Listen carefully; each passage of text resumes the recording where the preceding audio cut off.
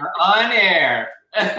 So now, what drew me to the Blab? Okay, I was featured on a podcast about back in June, and the host invited me back to another podcast, just not this past Thursday, but the previous Thursday.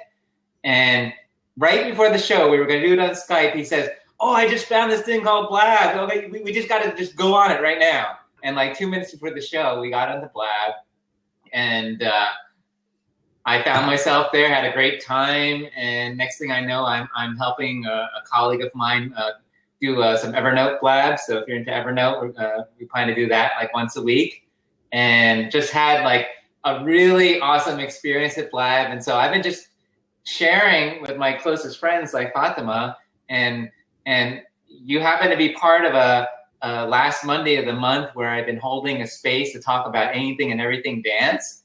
And, Fatima has been my partner and just kind of keeping that alive. And I was about to kill this time slot, literally this month. And Blab came into my life. Just like, oh, I shouldn't give props to you saying killing. So thanks, Fatima. I mean, in fact, Fatima didn't even show up for the Blab, and I was like, literally, like, oh man, I'm not going to host anything ever again. This sucks. And I called Fatima and said, "Where the hell are you? You left me hanging. I can never count on you ever again, Fatima. I'm never making you a co-host ever again." And, here she is. So I love her, and I think it's really awesome. I need to find "You're My Best Friend" song lyric. Fatima wasn't in the town hall. I thought it was awesome because I got to see how kind of down to earth the CEO is, and he's just a funny guy. It's the first time I'd ever seen him, and I like how he kind of puts some humor and jokes into the Blab, and he's kind of being the kind of culture he wants the Blab community to be, I think. I don't know anything about this PodClear thing, and it just sounds like a cool partnership. I mean, I have to admit, I want to start a podcast, and I have to admit, I was really shocked with how much work it was going to be, because I saw my friend who was a host, right, how much work he put into it. And so this is an amazing platform, and I think Fatima can appreciate it too, because this pretty much makes podcasting easy and interactive, and we're interacting with you, Dan, and it's like completely spontaneous. I mean, how much better can it get? It's completely spontaneous and improvisational. So I'm loving this platform. I told my friend Edward, I'm missing my buddy Edward. He's supposed to be here because he's the most improvisational guy that I know, and he's just a crack of laughs. And I'm kind of send some love out to him because he's going through some recovery from surgery, and I didn't know that. Yeah, I think the technical issues might have got to his head, and let's just let him be, and I'm sure he'll be back next time. He's hosting a yoga Blab, which I told him he needs to change the time stamp, but I'll put the link in the Blab here. But this is going to be his first Blab, so. I don't know what his time slot's going to be, because I don't think it's going to be 12:59 a.m. And I think I maxed it. He's in Toronto right now, and okay. I was going to ask you if he was in Thailand or. Well, yeah, I think you know what it is. I think his computer is in Thailand time, and so he probably put it, for something like Thailand time. So I met my friend Edward in Thailand. He's a Canadian, and he's a Bikram teacher, and he's got a background in dance, and we've done some crazy shit in Thailand around dance, and I just love the guy to death. He's the one who came up with the original title for this Blab. It was Listen to Your Body Dance, because we were blabbing on Friday, and we were just talking about what it meant to just go inward and to meditate and to just kind of listen to your body. And most people think that dance is this crazy kind of outward thing. And then they make people wrong. What? You don't dance? Come on, just move around, right? That's what you hear at a wedding. Shake it. And, yeah, just shake it. And you know what? People can be fucking dancing if they just go inward, And if inward is your thing, great. Just keep going inward find your spirit, and you know, you'll go outward whenever you go outward, if you ever go outward. It doesn't matter. Yeah. So this is the kind of stuff that we like to talk about, Dan. It's just like Fatima and I are just really passionate about dance as a way to kind of transform people, to kind of make a difference to people. You know, the first time you ask someone to dance, you know, it can be a life-changing experience. And, you know, and Fatima and I have definitely played and made up shit on the floor. And, you know, we inspire people to come dance, you know, come to the floor and dance, right? You remember that? Remember that party to we were at? move with us. Yeah, Yep. yeah. And then Fatima shared this thing called soul dance in LA. Oh my God, that was like, That's the best. like a mansion, and they just like took the living room and just made it a dance floor. They didn't charge anything. It was all donation based, and they just played music, and it was like an open dance, but it was very spiritual. You know, they were Yeah. they weren't guiding you the whole way, but they were kind of nudging you to kind of go inward and meet your, you know, allow your dance spirit to be out. So it was pretty cool. The best full moon dances outside on the patio. Oh my God! Do you know they had a full moon gathering Saturday night? Did they? I so wanted to go. One of the things that I'm dealing with is that I'm just I'm kind of burnt out from dance, so it's good to just sit here. Are we formal or interpretive? I think we're more interpretive. I think we just move. Yeah, we just yeah. I think we just kind of go with the flow. Live dancers, yeah. Listen to our body. I mean, I trained. Well, I don't know if I would call it trained, but I've been dancing. I mean, since I was very little, and in middle school, it was awesome to have a dance program in school to learn tap and ballet. Actually, I've been doing ballet bar recently. Have you heard of ballet bar? No. It's I mean, here in Long Beach, California, there's a ballet bar studio, and the teachers are all professional ballerinas from the program at Cal State Long Beach, and they are amazing. It's almost like it's all the training and stretching and exercises that they do as ballerinas, and just from a couple sessions, I mean, flexibility improved, posture improved. I feel light on my feet. It's amazing.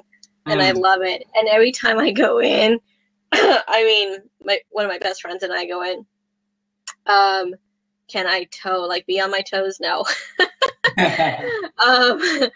But yeah, we get into every single time we get into a weird position that I didn't know my body could go into, and we just crack up because we're like, how the hell did we get into this? And that's just exploring Groupon, let's try this new fitness it's at low impact, and man, it was shocking, but we keep going back. It's crazy. We're like, what were we thinking? Yeah, you know what the topic really is. We're really about dance exploration. It's yes. We don't claim to be like professional dancers, or we don't really get into a particular thread, but we just kind of will explore any type of movement and experience, and dance. Go ahead. I was gonna say, we also really listen to our bodies, listen to what feels good to move in. We're not completely just irresponsible with it. It's really how does conversation move us, right? Oh, we got to back up here. I was irresponsible around my body around dance. I can't speak for all of us. Yeah, I mean that's one of the reasons that I'm here is I burnt myself out on exploring dance, to the point where I was traveling to Thailand and just sharing that spirit in Thailand for 4 or 5 years, brought it to Tokyo, and then came back to LA and did that for 5 years. And then I just completely got burnt out. And so I'm kind of in this evaluation mode in regards to oh my God, yeah, I can physically move. I probably look okay right now, but my body's a little out of whack right now. And so that's kind of how, listen to your body dance, kind of came to me, because I'm learning to listen to my body all over again. And I think that's kind of what happens. Tim, do you have a favorite dance movie? I don't know if that's what you're asking, Dan, but I'm Strictly Ballroom, the Australian one's pretty cool. I like that one. Do you have one? I can't think of another one right now. I can only think of Dirty Dancing. I'm horrible at movies. You know what? I need to watch that one again. I have Dirty Dancing. What was it? Is Fatima is better at watching catalog than movies for sure. So Dan, you said something about Cali. I mean, are you in California too?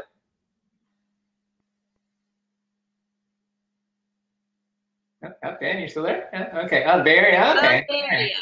Yeah, I was in the Bay Area from 1995 to 2003, actually, 2002.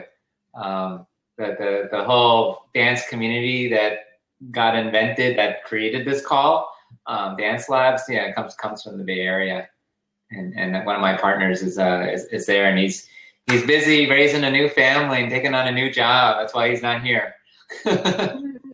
Yeah, the Bay Area is awesome. It really is awesome. I mean, it's no surprise that stuff like Blab comes from the Bay Area. Yeah, he's pretty focused on the kid and wife right now. So I feel like we lost him. You know, right? He created Dance Labs with me in 2002. I'm in Temecula, California. It's in between LA and San Diego. It's pretty much wine country in Southern California. Yes. Yeah, it's a little warm in Temecula. Yeah, it's about 10 degrees warmer than maybe like the west side of LA or where I came from in San Diego. Long Beach is pretty nice, right? Long Beach is beautiful. Yeah. So I do miss that weather. I like that part of California, you don't need any AC, but here you definitely need some AC. It gets warm. Fish tacos, yes, awesome. Yeah. You don't like save the vegetarian. I guess you should know, huh? Yeah. You're strict. You know what? I never relate to you as a strict vegetarian. Are you a strict vegetarian? I am actually. I've been trying gluten-free. Gluten-free. Wait, so how long have you been vegetarian? When was the last time you actually ate meat? Years. Years? Like even before you met me? Probably. Yeah, it's been a long time. Okay. Wow. Yeah, I was just talking about vegetarian food with another friend, and I personally think Indian vegetarian food is some of the best out there. It personally turned me on to vegetarian food. Huh. I don't know if you would agree because of the way that you tried it for 3 weeks. You tried it for 3 weeks? Yeah. I have to say another blab. Well, props for trying it. Yeah. He talked about what he called meatless Mondays. Oops. Sorry, wrong hashtag. and he said that's sometimes a little bit easier to start there. So instead of trying it every day for 3 weeks, try it once a week, and apparently there's an entire movement if you look on Twitter and oh, sorry, Meat Mondays. Thank you. Yes, Meatless Mondays. And apparently there's a website, to support this whole group. So maybe that's an easier place to start. I know today's Monday. It's Meatless Monday today. And I vow not to eat any meat after this blab.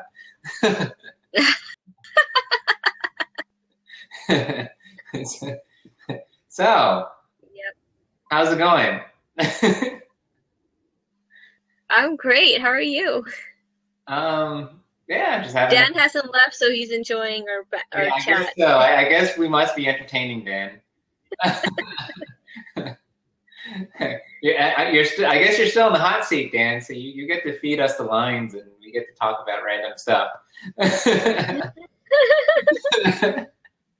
Eventually, Fatima and I are just going to run out of stuff to talk about. And so that's impossible. We need someone directing us. It's impossible. Yeah, well, maybe we should send him the mind map we created a couple years ago. Oh. We created a crazy mind map about of everything we talk about. Everything that we talk about, and we got a big headache from that because it was just ridiculous how many things we talked about. And then I think we got stuck because we started thinking that we needed to forward every single thing, every single conversation, right? We're like, oh my God, we're like about dance, and then we're about sex, and then we're about, like we got into like every single universe. We got into like analysis paralysis about how to kind of forward conversations. That Dan, you actually catch us at a time where it was just last week, we had to declare we need to put everything down, like everything. And that was the only way that we like saved our partnership and friendship. And here we are on Blab, in this new space, willing to talk about everything and not necessarily like talking in a way like we have to forward something or we have to. Documenting ideas. Chinnered is amazing at documenting everything. Yeah, I have quite I have to give you props for that. I don't know how you do it. I'm like, what did we talk about the last hour? And he'll go down like every little thing. And I'm just like, wow. Yeah, maybe we should make this topic, documenting everything. Documenting everything. I mean, even this conversation is on the record. Even this blab. Now that you're recording it, yes. Yeah, this is like a wet dream. This is like, like, this is like a dream come true. I don't need to like type and like make mind maps and use Evernote. Like someone I was just on a Evernote groupie blab. And one of the guys said, "What? You're an Evernote consultant. Why aren't you like recording everything in Evernote?" I'm like, dude, this is like my time to just like chill out and like sit back in my seat and just talk and just share the wisdom of Evernote for you guys to listen and entertain you. You just made a good point. I think maybe you and I should blab all the time and record it because I forget a lot of the stuff that we talk about. Yeah, and guess what? Or promises I make. This will help, go into stage 2 of wisdom. Remember, forget. I really honor that, and I just want to remind us that we just created an unattached space where we can say anything and not necessarily feel like we need to be held accountable to it right away. Video recordings of promises. That's exactly it. Yeah. Okay. I mean, we were talking about how this technology might make a difference in our wisdom community. And I think it would be very valuable, right, to record this stuff. And, this video recording of promises is going to be great for, as you said, partnerships. Like, oh, you forgot to do the dishes? You promised. Right. Well, and the best thing about it is we have people like Dan who are going to be listening to these promises and like holding us accountable because he's like putting stuff in the chat and said, "Well, you promised to do this." That's right. Yeah, you did. We're starting a new era of blabbing, I think, here. Being able to just talk freely and kind of be 100% with you, Fatima, right? And you being 100% with me, or at least I think you are. And and allowing our audience to kind of like hold us accountable to the crazy, zany ideas that we say we're going to do or not do. Right. That's right. Yeah. So we got to be careful about what we say now that we're on the record. Well, for the record, I love you. Okay. All right. I love you too. I need hearts for this thing. I need like big hearts. These things need to float up, further up. So, what is this? So, is your friend, my friend Edward? Yeah, we just need to give him some space. He's recovering from surgery, and he was great to get on a blab and really open about his experience with surgery. I can send you the link, but he was very private about the whole experience before surgery, and to see him really share about his life and willingness to share something really private to him about what he's dealing with around his health and why he went to surgery and how much fun he had in the hospital and how much he realized how great nurses are, and who the nurses are for you and like how they nurture you and how they support you and how they're there to make you laugh and joke and, all that. I haven't been on that end and, knock on wood, but, my mom's a nurse, my sister-in-law is a nurse and I just feel like there's a whole world of nurses I need to like appreciate at a whole new level. And he shared he definitely shared something that made me realize, like, wow, if it weren't for those nurses, you know, it wouldn't have kept his spirit up before he went into surgery. And so here he is on the other side, you know, just here to tell a story. And, you know, and he's all about health. He's like a Bikram yoga teacher trainer. He'll teach like 200, 300 yoga teachers at the same time. And yeah, he's doing the blab. I put the link up at the top. And so I would definitely show up for this blab and definitely give him props up, you know, for you know, being, you know, kind of taking a stand for yoga and now living a life where he can't teach yoga, at least not now. He needs to just chill out. So what is it about the story? Not yoga? Which story? He's got a story to share. Just oh yeah.